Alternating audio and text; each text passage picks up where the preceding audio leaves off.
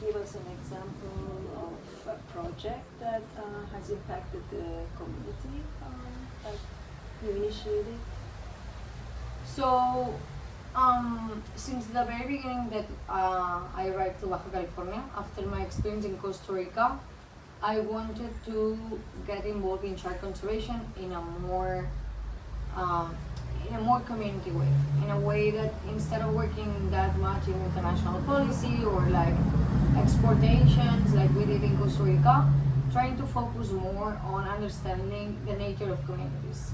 So I got involved in getting to know different communities that were targeting sharks for survival, a part of other species, but mostly sharks, and understanding what were the seasons, the species, where they were selling the meat, because Mexico has a big consumption of shark meat and exportation of shark fins.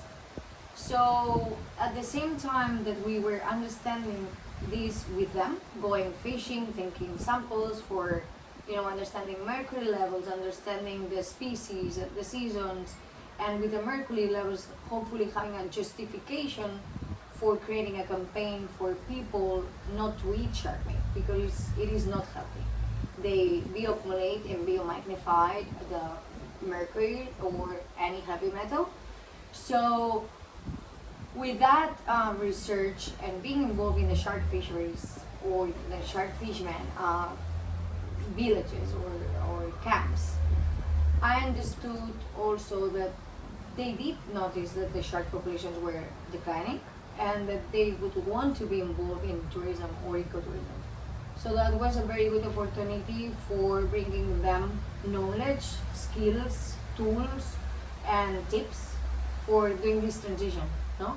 So at the same time that we were trying to underscore or take out results that could be science and that can be justifications to protect more species and to create campaigns for reduction of the consumption of shark meat, etc., that brought them the opportunity to see that sharks are worth more alive.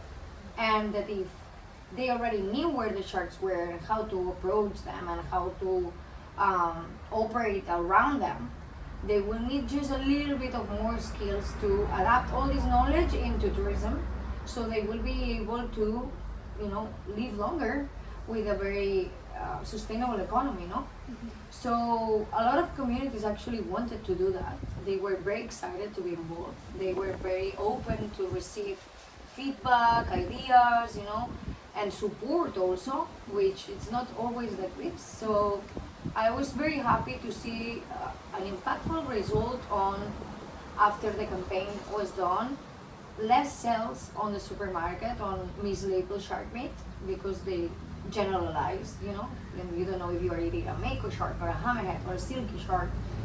Plus, we got a lot of information for mako sharks to be included on the appendix 2 at CITES, which is what we have to regulate the international trade of species, the only tool we have on an international level.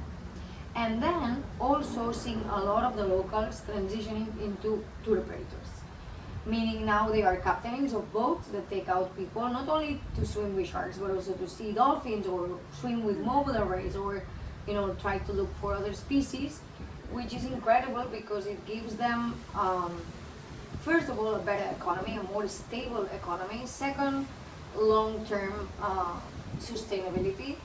Third, I think they are also giving an opportunity to their own communities and kids to show that there's always a possibility of bringing back ourselves from the ashes. With the worst scenario out there, they could be easier, or in a very easy way, entering into a mafia or narcos to sustain themselves and their families. Instead, they are doing something that is very beautiful and then also inspires others to know more about biodiversity. And they are learning, of course, it's a long career to work on tourism and with wildlife more, but they know a lot of the oceans in their way, so they just need a little bit of maybe input of people that already have been doing this for a long time to have the safety and everything that is needed to operate tourism. So I'm very grateful that we did this project, because with the first question of understanding which species were fish, where they were sold, etc., etc., we could get into the communities, understand their nature, why they were killing these sharks, and the seasons that they were doing it, and for how much. And then it was incredibly easy to convince them or to talk with them and arrive to an agreement that was not sustainable. So I'm very grateful for that. However, it is also important to mention that these communities need to manage the mass tourism and the type of tourism they are bringing to their communities. Because what can be a solution can also become a problem. And we always need to understand that the tourism or regenerative tourism or sustainable tourism has a limit. We need to understand very good that the animals are out there doing their thing and we are only spectators, and yet tourism is a good tool. We don't need to overuse it. Otherwise, we also bothering the animals. So we need to find the right balance always between fisheries, tourism, science, to understand how much do we devote to each industry to hopefully giving the communities and the people a good chance to survive bad, good times, a good chance to understand their own, dynamics in their own ecosystems and still have their culture, like not bringing here, like big companies from the other side of the world doing tourism instead of them doing their own tourism, But they need training, they need to follow the rules, follow the regulations, take out a lot of certification, safety courses. It's super important to be out there, and also improve, like improve on, on their gear, on their boats, on their, capacities to be a guide and etc. So I hope that they are gonna continue shaping the communities in this direction more than just extractive models, which are not sustainable.